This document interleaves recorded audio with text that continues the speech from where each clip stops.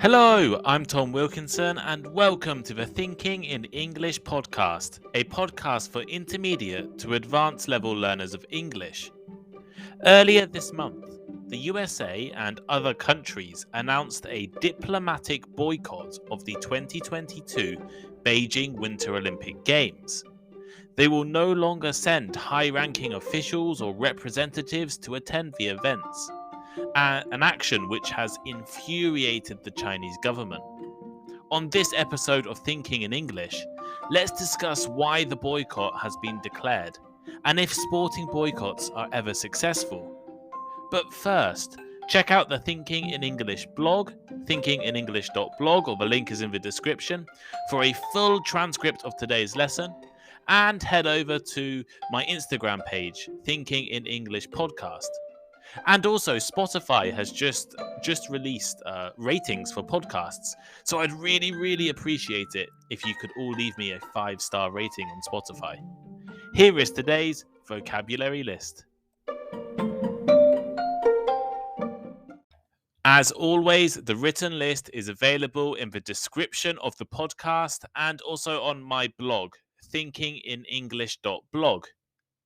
To boycott. To boycott. To refuse to buy a product or take part in an activity as a way of expressing strong disapproval.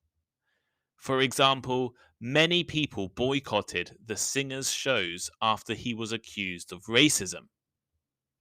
Also, boycott can be a noun describing the action of refusing to buy a product, do business with a company, or take part in an activity as a way of expressing strong disapproval. For example, the charity has declared a boycott of clothing brands using child labor. Atrocity. Atrocity. An extremely cruel, violent, or shocking act. For instance, the rebel army is accused of committing atrocities against women and children. Sterilisation. Sterilisation. The process of having a medical operation to make it impossible to have children. As in, although they discussed sterilization, in the end they decided to just keep a careful eye on their dog.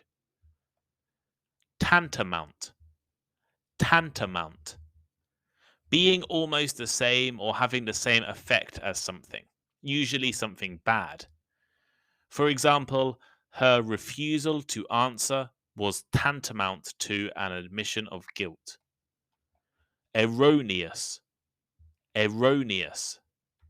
Wrong or false. For example, the erroneous belief that the 2020 election was won by Donald Trump has caused a great deal of anger in the USA. Apartheid. Apartheid refers to a past South African political system under which people of different races were legally separated and white people were given more political rights, education, and other advantages. For example, Nelson Mandela was an important leader in the struggle against the apartheid regime. Cover up. Cover up. To keep something unpleasant or illegal secret or hidden. For instance, the police tried to cover up the truth. Isolation. Isolation. The state of being separate or kept separate from other people or things. As in, Japan had a policy of isolation until the late 19th century. Symbolic. Symbolic. Used to refer to an action that expresses or seems to express an intention or feeling, but has little practical influence on a situation. For example, he knelt on the floor as a symbolic gesture.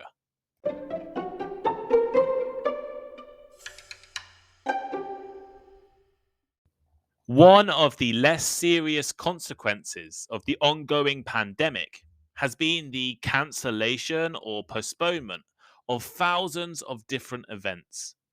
For example, major sporting festivals, including the 2020 European Football Championships and the Tokyo 2020 Olympic Games, actually took place a year later in 2021. In fact, it feels like the Tokyo Olympics and Paralympics only just finished. But the world is already preparing for the Beijing Winter Olympics, which are due to begin in just over a month. However, not every country is excited to attend the major sporting event in China. The Winter Olympic Games are a major international sports event, specifically for snow and ice sports, and are held every 4 years. If you listened to my episode about the Tokyo Olympic Games, you should know about the history of the Olympic and Paralympic sporting movements. And if you've not heard it, why not check it out after this episode?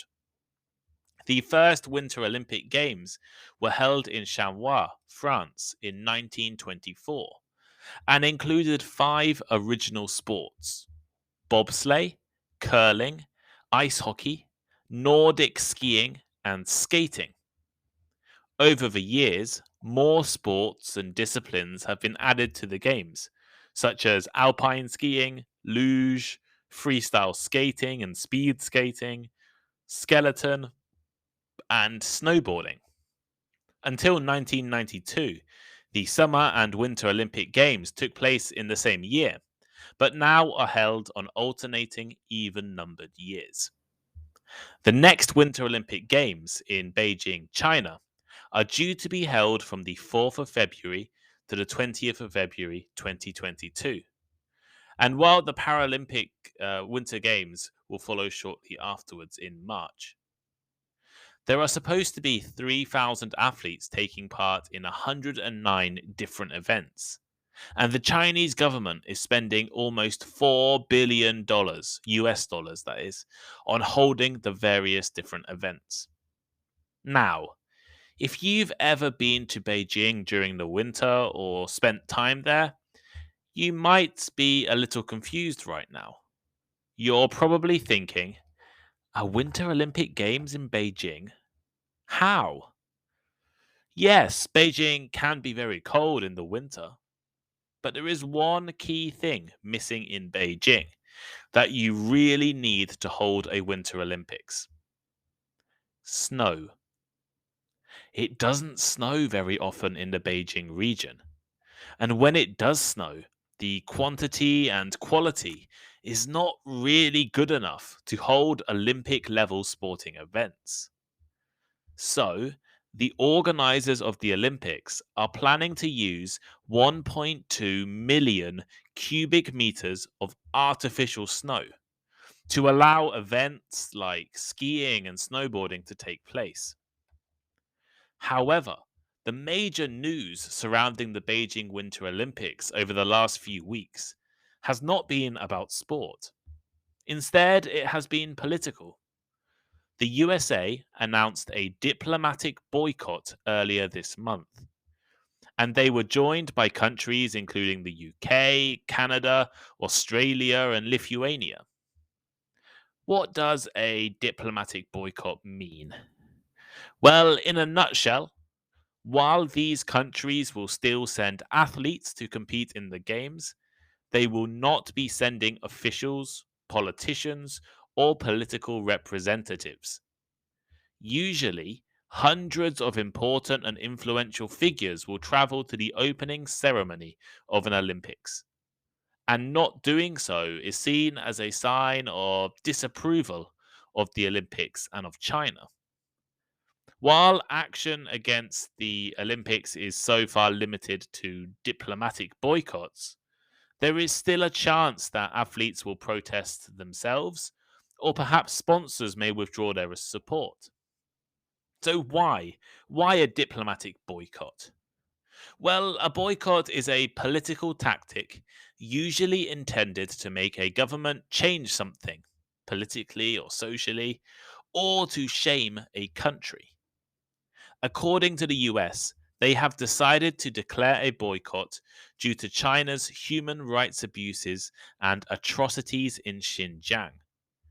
China's government has been widely accused of committing atrocities against Muslim peoples living in Xinjiang, including more than 1 million Muslims being sent to re education camps, hundreds of thousands sent to prison, and evidence of forced labor, sterilization, and torture.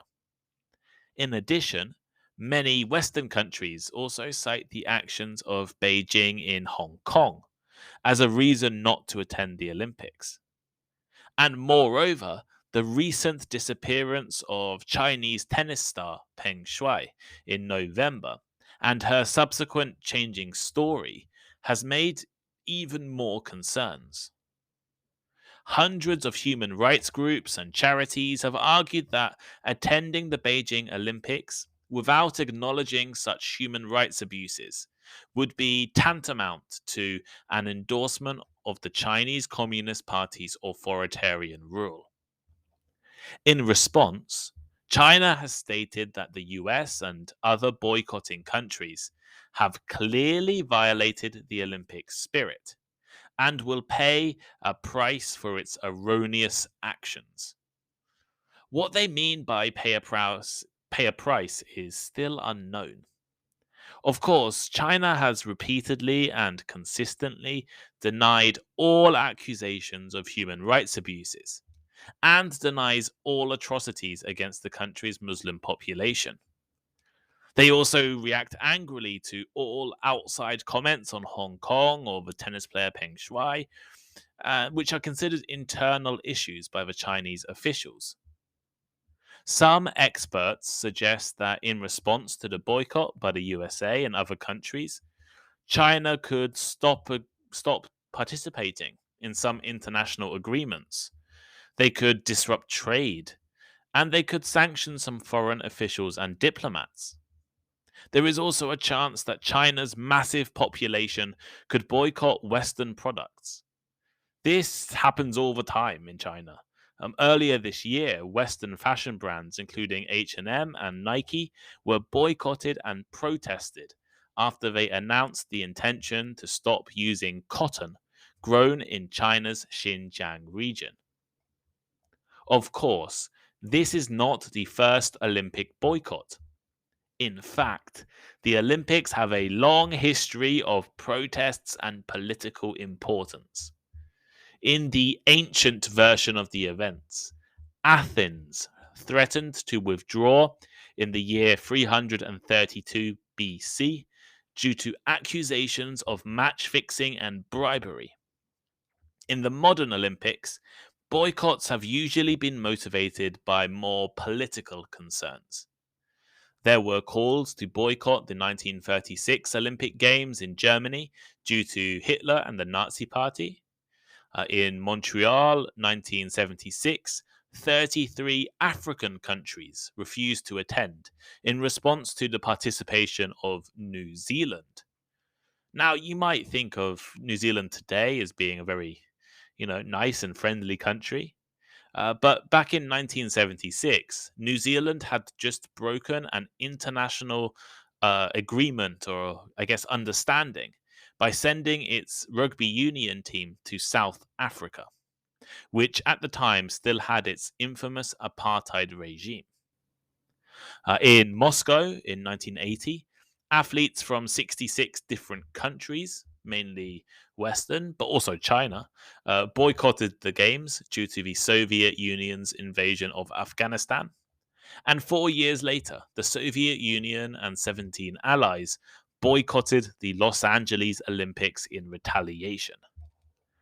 However, the current diplomatic boycott marks an end to international cooperation over the Olympics. Since the end of the Cold War, there have been no boycotts, and countries have fully participated in the Beijing 2008 Summer Olympics and the 2014 Sochi Winter Olympics in Russia, despite many similar human rights concerns existing. The International Olympic Committee has spent the last 40 years trying to keep politics and sport separate. However, this neutral position has been increasingly criticized due to human rights concerns. For example, the Human Rights Watch accused IOC of covering up Beijing's crimes during a recent interview with the tennis star Peng Shuai. How effective can a boycott be? Do boycotts of sporting events ever work? Well, let's consider the previous boycotts of the Olympics I mentioned. They had very little impact. The boycott of the Moscow Olympics by nearly 70 countries in response to the invasion of Afghanistan and the boycott of the Los Angeles Games 4 years later did nothing to change the Cold War. Absolutely nothing. The Cold War continued, and the people most affected by the boycotts were the thousands of athletes denied the chance to compete. Away from the Olympics, think about the frequent boycotts of sporting fixtures against Israeli athletes by Iran and other Arab countries. None of these have done anything to stop the Palestinian conflict, which so angers Iran and Arabic countries. On the other hand, there are examples that boycotts may sometimes work. Perhaps the longest and most famous sporting boycott was of South Africa. For over 30 years, South Africa was not allowed to be involved in almost all international sports due to their incredibly racist apartheid politics. South Africa was banned from every Olympics between 1964 and 1992. And they had very little participation in international cricket and rugby, which are two of South Africa's most popular sports. Experts and political scientists believe that South Africa's sporting isolation directly contributed to the failure of the apartheid government. Why and how? Well, the first reason, and maybe the major reason, is that South Africans and the politicians in the country love sport. They love cricket and rugby. And not being able to participate or play international games was a constant source of frustration, annoyance, and anger. The boycott was also accompanied by other types of pressure, economic sanctions, and domestic protests. The diplomatic protest of the Beijing Olympics is unlikely to be as successful. Instead, as the French President Macron stated, the boycott will be symbolic and insignificant. If they want to put real pressure on China, athletes, sponsors, and broadcasters also need to be involved in protests and boycotts. Or, as some organizations have argued, countries could and should be using the Olympics as a chance to influence China through participation. This is the position of many countries when talking about next summer's Football World Cup in Qatar, a country highly criticized for terrible working conditions and a place where homosexuality is still illegal. Such countries argue that by participating and sending officials, the host country can be influenced and educated. However, I don't think this is a very convincing argument, especially as neither China nor Russia changed much after their previous Olympics in 2008 and 2014, respectively. So here is today's final thought. On this episode of Thinking in English, I have tried to introduce the debate and discussion surrounding the diplomatic boycott of Beijing's controversial Winter Olympics. A number of countries, led by the USA, are refusing to send high-level officials or representatives to the Games in protest over China's human rights concerns. Although not the first Olympic boycott in history, It is the first for almost 40 years, and since the end of the Cold War. As relations between the West and China get more tense, it is likely we will see more sporting boycotts in the future. Do you think it is right to boycott the Winter Olympics? Or do you think all countries should participate? What is your country going to do? Do you think the boycott will be successful?